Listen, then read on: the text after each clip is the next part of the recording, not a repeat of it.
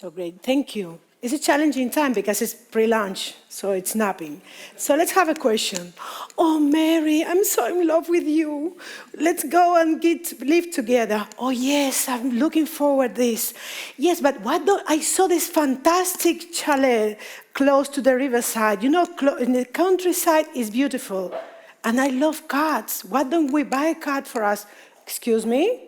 I will live in the central part of the city, and I hate cats. So all together, please stand, who are pro living in the countryside, please.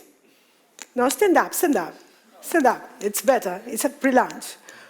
Countryside with you. Brilliant, sit down. Who is pro living in the city center? 50-50, sit down. Who else for something else, which I haven't talked about? We don't know. Ah, you, brilliant. So now we have a company of hundreds of people taking decisions. And the real estate situation is very important for the company because the budget is around 10%, 9% is depending on the companies on their own environment, on their own budget, on their own production, and it's an expenditure. Even if we think that this need to be considered as a really profitable object, is an expenditure.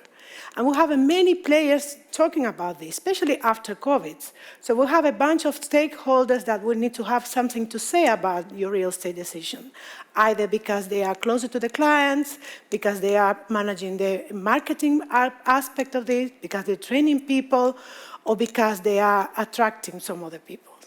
We also have a parallel agendas, and the companies are also tracking on the real estate scenario to be able to achieve this agenda. Sometimes it's related to proximity to the client. Sometimes it's related to proximity to competitors. Sometimes it's related to relationship with the industrial side of the city, for instance. The visibility from other sides of the city places, for instance. HSBC has a fantastic site in London. So all of these players have something to say and something to express around what is that we're taking decision about the building or taking decision about the portfolio.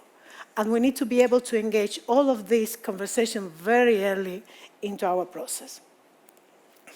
On top of this, the expectations around the real estate is changing. If 10 years ago this was a conversation with probably the CEO PR, personal assistant, about what is that you guys want to do, we want to move to some new place, fantastic, let's go for it. Right now, it's really tackling, as Kate sang early on, we're having a discussion about flexible ways of working. We're having a discussion about how the space need to attract new people. And by the way, new people is always people that are not working with you. So the company needs to change somehow the environment or somehow the way they work because they want to attract someone that is working maybe in all other type of industry or other type of kind of companies. We're also expecting for the offices not be only space for people to go and sit and do the job, it's a service providers. And there's a very high competition against service provider offices, such as WeWork and all this type of working environment. We've seen many companies already approaching this kind of double situation when you have some offices and you have some also serviced office in place. We have also conversation about real estate and its relationship with the sustainability, knowing that a high percent of the sustainable impact is related with the building and in the city places. So over 30% of the pollution is related with the building, and many companies are already stating they need zero compromise, and they need to be compliant of this. So they need to express how this is tied to the buildings or to the real estate. And of course, a digital sophistication that is growing after COVID, but its path is very strong in terms of the way you learn, understand, and use the space. So the space consumption is monitorized, not only because we use sensors, it's only because you use tools for people to be able to consume the space better, for instance, apps, and also because we need to be sustainable compliance with whatever we are doing, and the sensors will help us to understand what is that we're doing. A similar way we have a sensor in the back on this window. So imagine you have this conversation about should we stay or should we go, or in your place or mine, or we are getting together, or we have a merchant acquisition process, or you have a real estate process, or you have a lease event, or you have a future change in your part of the city and you need to make a move. So the stay versus go movement, it's have impact in the real estate scenario, in your financial aspect, in your sustainability aspect. It also will have aspect in human resources, will have aspect in marketing, will have aspect in brand. So you almost need to create a spreadsheet evaluating pros and cons together and go to the goal in the same list of aspects to the stay. And this is my first story for this conversation. So I had a client back in Madrid. The approach was, we need to rent extra 3,000 square meters because we're growing. Our pipeline for next year is growing almost the double of the business we used to have 5 years ago. So we are growing, we need to move. Stay versus go conversation is, what do you need to move for, and what is the impact of your growth actually does in your office space. And the final decision wasn't move anywhere, so they stayed within the space they were, because the analysis were, if we intensify the way we're using the space because we are unoccupied partially, we can change this growth in terms of other type of activities we would like to do in our space, for instance, doing event launching and conference, etc.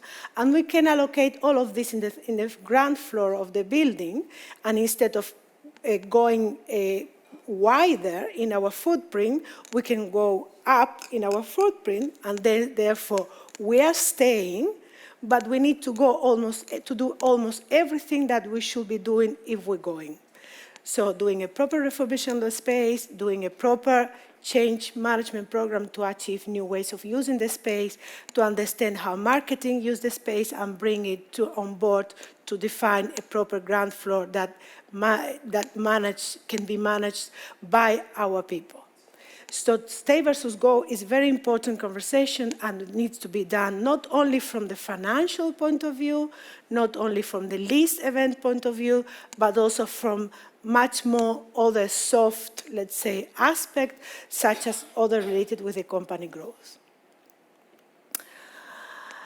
If we decide to leave, or we decide to go, we need to understand that the company, it's not the same company today than it will be in 5 years' time, and it will be in 10 years' time. Also, as an architect, we know that we're building, at least in the UK, we're building for 60 years, maybe in the States it's for a little less, but we're building something for a long, long time. So the building is built for 60 years long, the interior will be tired every 10 years, let's say, so you need to refurbish and refresh it, but the company, using McKinsey research, will change every 5 years. So every 5 years, you will have a different company because the structure had changed, because the way they produce had changed, because the way they approach to the client had changed, because there's merchant acquisition in place. So you need to play back not only what's going on today, you need to play back what will happening at least for the next 5 years to come. So therefore, different approach and different type of tools will help to define this in a way that is much more implicit in terms of having much more broader understanding, much more holistic understanding of your portfolio. It's not only related with the building, it's also related with the business and how the business will evolve in the future. It's also related with how people will consume space. We almost established this morning that this hybrid reality is here to stay. I will say that this was before COVID. We just didn't name it openly. But how many of you going to the office every day in the life? One Monday to Friday? 10%? 3 days at the office? 2 days? Okay, none? Never? Brilliant, great. So you need to decide what is the day in the life for the people who goes to the office. And if the ambition is to attract people to go to the office, you need to understand what is that people need to do when they decide to come to the office. And we highlight straightforward that you have a challenge about this holistic situation we will discuss later, when we have some people working in the office and some people sitting at home, or some people working at the office in Hanoi and another people working in the office in London. So these two realities are also complicated. But the thing that we will have one building, and we need to agree with the users of the building what is the day in the life will look like the day they decide to go to the office, and what is good looks like for them. We also need to combine this, the expectation, what do you need? And we also discuss about what do you want earlier today. What do you need to perform your work better? And when we talk about what do you need to perform your work better, it's not only related with space, which is important, with the quality of the chair, which is important. It's also related with other soft elements, such as technology, access to the information where the things are or where the elements are available, but also with the quality of the space. If you have a much more hybrid environment, your acoustic quality had changed 100%. So the acoustic requirements and the light requirement from the space you are using had changed. And you need to understand what is the tripping point for the users to be able to consume a space in the way you expect them to do, because this hybrid situation will not go away. There will be Zoom calls at some point during the day, and it's very complicated to make a fraction of the day saying, today you will be focused, you stay at home. Tomorrow you will not be focused, you go to the office. In reality, our life is much more fluid and hybrid, and we sort of pack everything, go to the office, and suddenly we have a Zoom call, we need to consume a space in the Zoom call, and they go and have much more interactive situations. So we need to understand what is there that they need to do, or what they need to achieve while at the office, and the quality of the outcome.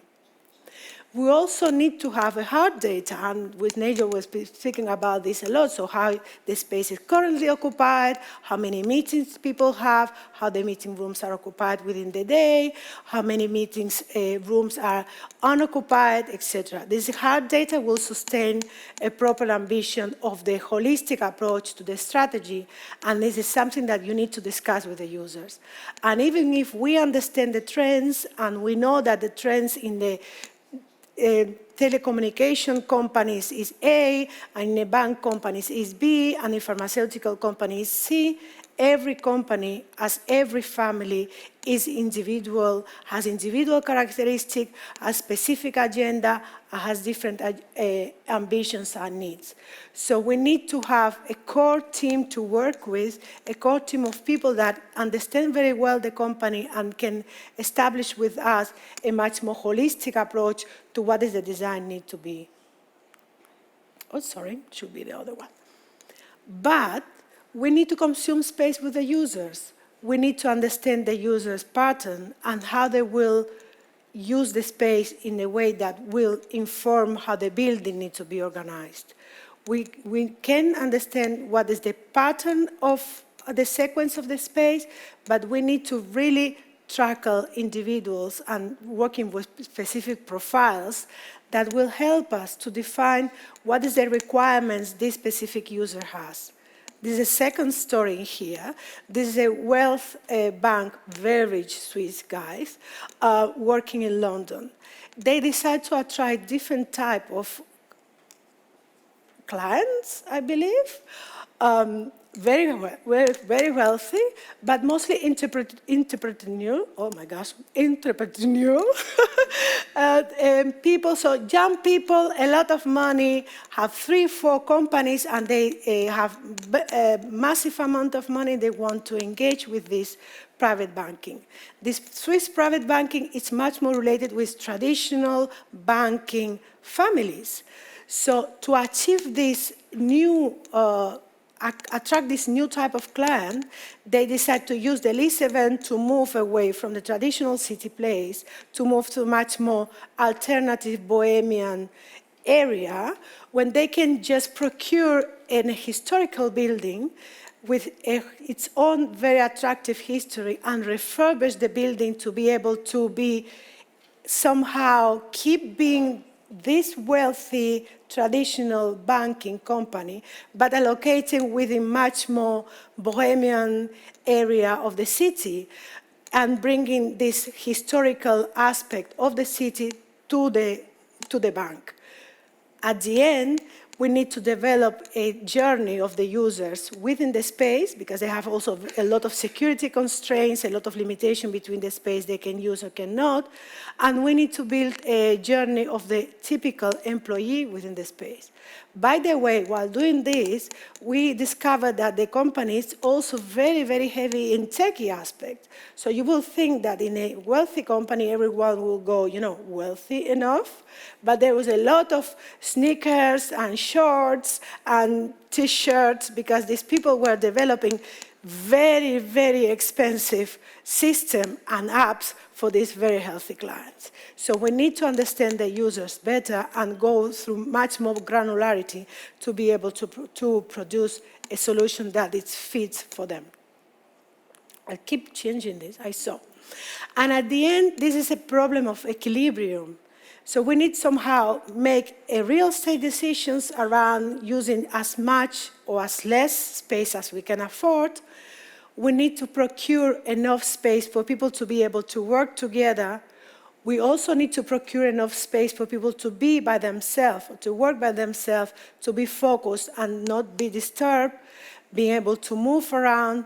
And we need to provide some sort of equity or compensations or equilibrium in terms of this kind of remote and local worker, be able to produce an experience that is equal for the users within the space and with the users using remotely. So eventually, this weight between technology and space will also play around.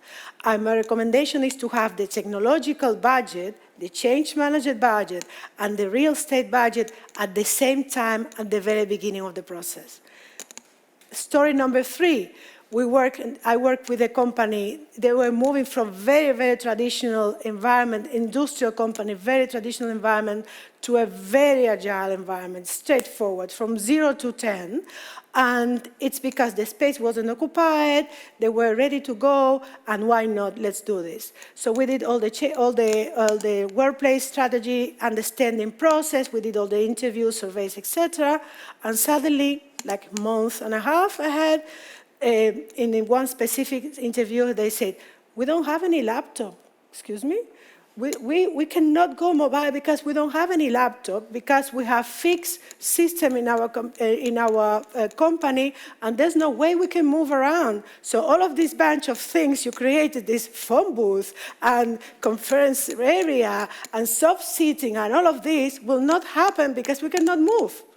So we need to have a proper equilibrium between having conversation about technology and having conversation about, it's me again, about space. And this dialogue will be closer and closer and closer with the time. We already understand the space as something you can see in three-dimensional ways. We can always speak with a client in a three-dimensional perception, but the technology is there even for provide three-dimensional immersive spaces. When you have this igloo technology and you have space when you can live and breathe whatever is the solution you are providing. And you can have this much more interactive, real-time, face-to-face approach either to your client or your two colleagues together, or all at the same time together. Because we're talking about flexibility, we need to be able to move the technology with us. And because we're talking about diverse occupation, when we have dead Mondays and Fridays and very frantic, active Tuesday to Thursday, we need to have a technology that can be moved and shaped and readapt to any change we can produce within the space.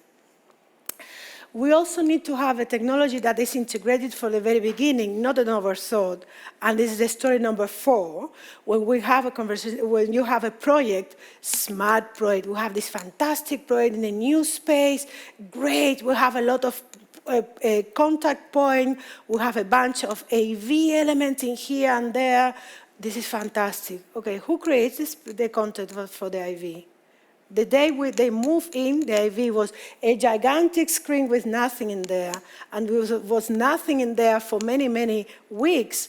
So you not only need to provide technology, you need to provide a technology that can be used and has content and has purpose. Otherwise, it's an over expenditure that we will lose, and this is lose opportunity for the design because there's nothing in the space where you have a gigantic screen. Let's use opportunity that the technology is giving right now already.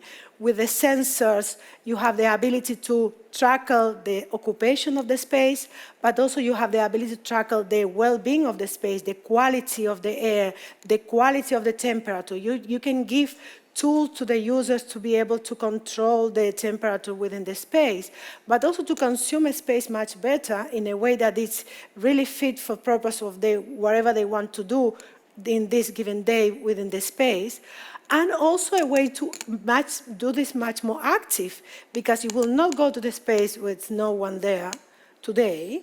You probably will go in the day your people will go, avoiding the situation number 5. So you create a fantastic space. This is super well designed, and there's no clear rules. So it's fluid. You can come, you can not come, whatever you want to do. Don't you worry. So you pop up everything, and you go to the office today because today is my day.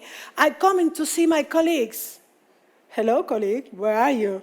No, today I'm not coming because I have something else to do. I have a deadline. I'm not. Okay, so what should we meet tomorrow? Maybe tomorrow, no, let's do a team. So if you don't have a rule to be able to tackle your team, it's difficult, but if you have the technology to be able to tackle it, it's much easier to design. Today I'm coming to the office, and it is in the loud look of your colleagues, so everyone knows that you will go there today from 2 to 5 or wherever the time you go. But also the technology, it's omni-channel, so we are able to move away from our seat, excluding this crazy company. So you can move away, and you use your technology to be much more movable. So you also need to be able to be movable from one space to another. The agility of Wi-Fi, the ability to connect to everything very quickly, it's also important for the quality of the IT. And the quality of the ability to contact to each other, I discussed this before, the quality of the light, the quality of the sound, the quality of the connection will really enable avoiding the kind of situation that, sorry, can you hear me? Can you hear me? Can you hear me? 25 times, or consuming 15 minutes to be able to set up your space to run this meeting. So the expenditure in the technology, I will say, it's almost as much important as the expenditure in the real estate. So how we will process all of this information, all of this bing and bobs about the new office requirements, etc. It's complicated, and someone already asked this before. You have a lot of things going on, a lot of information going on. You usually don't have a lot of time, and you need to almost condense everything, select things, and deliver it. But this is a very important thing to do before you tackle in the next stages.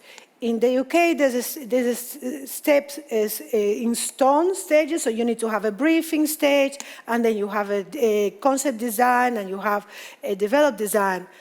your briefing stage needs to be shared, informed, and agreed. And here I have my 6th story today. I'm currently working with a client. They built a fantastic building, 60 million pounds building, gigantic, with a communal fundraising. The building is up to be a future-proof technological center, or no? Maybe this will be a co-working space for people to come and be much more co-creative, etc. No, maybe it must be a classroom, and we need to bring students in here. Excuse me? No, is this a showcase? So this cannot be happening. So you cannot be building a building which is already built and you're still struggling to define what is going on and what is that you will achieve with this building. So you need to have the big idea shared and discussed. And sometimes it's difficult because not everyone understands the drawings, and we as an architect love delivery, layout, let's go. I will send you a layout. And they will say, no, this is a layout. It's not a layout, it's a layout, but you need to imagine something else. You've been in this situation? No? It's like, this is a dress. It's blue and it's size 6, but you need to imagine, in reality, it's yellow and size 12. No. People don't understand drawings often. I will not say everyone, but it's difficult. So the research showed that people understand different levels of information in different ways. So some of them are very strong with numbers, and you need to, everywhere in financial department, I believe. But still, people need to understand whatever we want to decide in numbers. Some other people will understand graphically and visually, and we will tackle what is there that we need to achieve. Some of them need to use the words. So eventually your brief needs to be a combination of all of this together, and we need to agree and sign in stone the briefing stages to be able to make smart real estate decisions, but also be able to develop a project which is fit for purpose. And this is my example number 7. This is a techie company, usually support, let's say modest, technological company, very big, but usually doing support in the background. So it's back office support, techie development, etc. They have a real estate event, so they need to leave the building because the landlord decided to make this building a fantastic, shiny space for pharmaceutical companies. Don't ask me why. So my techie friends need to leave the building. And suddenly, during the conversation is, okay, but we in reality want to be much more than this backspace. So we don't need to be in central London to do backspace sort of stuff. We need to be shiny and bright because we are developing new technology for our companies. We are developing app, and we need to be shy for our clients to come and believe in us. So our investment in the real estate is not related to accommodating these people. It's related to really be very shiny to our clients, actually to accommodate our clients to come to us and work with us in developing their own apps. And by the way, we don't need people to come really to sit down at the tables. It's a little bit messy. They can be here for a few days per week, but what we really need is this client-client combination, or client-employees combination, or even bit better, employees of our company with employees with other companies, and our clients working together. So the whole purpose of the office had changed, and the real estate decision, therefore, was much better funded, much better money, much better technology. And they talk about some very important aspect about the quality of the space. So it's not support for us, it's our core investment for next year. So the quality of the space, it's also related with the quality of the elements we have. And the element that showcase our abilities and the ability to be together. Oops, sorry, I'm doing this all over again. But to Kate's point, we have a client who understands what is that they need, but we are the professionals who understand how this can be achieved. So even if the client has this big idea and we achieve this big idea, we need to be the facilitator, the translator, to really make this fit for purpose. If we're building a building for 60 years, if every interior will be changed every 10 years, and the company will change every 5 years, the users will come in very irregular way every week. So we need to procure the space to be much more flexible and able to change and be fine-tuned to the specific requirements of the users. We also need to be conscious and produce a space that is really sustainable in the future, as sustainability is not only related with the quality of the material we are using, with the quality of the windows and separations. It's also much more sustainability approach to the users, much more consciousness about the elements of the natural elements within biophilic element within the space, and all the elements that will make this space really, really sustainable. And why not make this experiential? Need to be really welcoming space for people to come and use it. Not only because the space is provided, it's also because the services are provided. And we talked about hotelification for a while this morning. So much better food, much better services for all type of users, including enclosed space and open space, and of course, welcoming environment for all. Thank you very much. I think that...